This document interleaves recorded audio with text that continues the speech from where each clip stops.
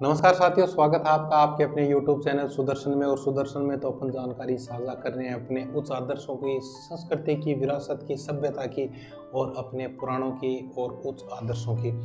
साथियों, इस सृष्टि को चलाने वाली एक कोई ऐसी शक्ति है जो अदृश्य शक्ति है।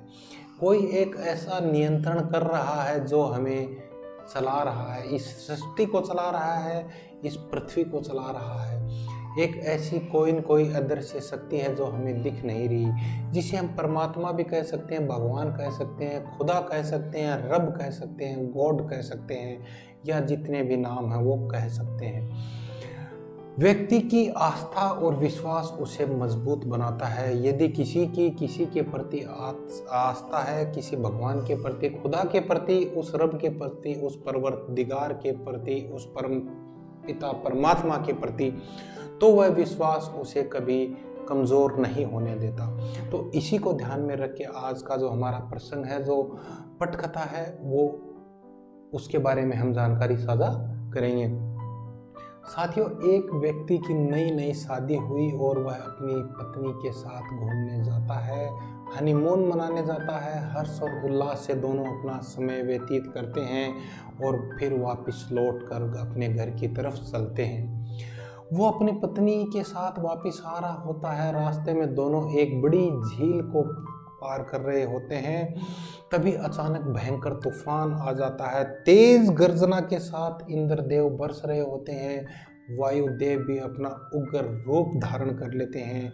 हवाएं बहुत तेजी से चल पड़ती हैं। साथियों, वो आदमी वीर था और औरत बहुत डरी हुई थी, क्योंकि हालात बिल्कुल विपरीत हो चुके थे, खराब हो चुके थे, बद से बदतर हो चुके थे। नाव बहुत छोटी थी और तूफान वास्तव में बहुत भयंकर था। लहरें काफी बड़ी हो गई थी। एक लहर का झपेटा उस नाव को डुबा सकता था, लेकिन वो आदमी चुपचाप, निश्चित तौर पर बिल्कुल शांत और धीर धारण करके बैठा था। लेकिन उस औरत को यह देखकर बड़ा गुस्सा आया। औरत डर के मारे कांप रही थी और बोली, तुम्हें डर नहीं लगता? एक ही क्षण में हमारा जीवन का आखिरी क्षण हो सकता है। तुम्हें ऐसा नहीं लगता कि हम दूसरे किनारे पर पहुंचेंगे भी या नहीं पहुंचेंगे? वो औरत उससे काफी झगड़ा करती है, समझाती है कि क्यों तुम्हें डर नहीं लग रहा, क्यों आप इतने शांत चित्त हो। आज तो ऐसा लगता है कि कोई चमत्कार ही हो सकता है जिससे हम बच सकते हैं। क्या तुम्हें बिल्कुल डर नहीं लग रहा? कहीं तुम पागल हो गए हो या तुम्हारा कलेजा फट गया है? तुम पत्थर के हो गए हो, तुम इंसान नहीं रहे। क्योंकि यदि इंसान होते तो इस तूफान से तुम्हें डर भी लगता और भय भी लगता। वो आदमी खड़ा होता है, बहुत जोर से हंसता है और अचानक अपनी म्यान से तलवार निकालता है और उस तलवार को वह अपनी पत्नी की गर्दन के समीप लाता है। पत्नी घबरा जाती है। वो सोचती है कि ये पागल वास्तव में हो गए हैं, ये ऐसा क्या करने वाले हैं? क्या ये मेरा वध कर देंगे, मेरी हत्या कर देंगे? और क्या इनका यही प्रयोजन तो नहीं था कि इस तूफान में मुझे मारकर किसी दूसरी से विवाह कर लें? तो साथियों, वो तलवार इतनी नजदीक थी गर्दन के कि गर्दन को छू रही थी। तब उन्होंने अपनी पत्नी से पूछा, क्या तुम्हें डर नहीं लग रहा प्रियतम? पत्नी खूब जोर से हंसती है और बोलती है, जब तलवार तुम्हारे हाथ में है तो मुझे डर किस चीज का? मैं जानती हूँ तुम मुझसे बहुत प्यार करते हो, तुम मुझे नहीं मार सकते।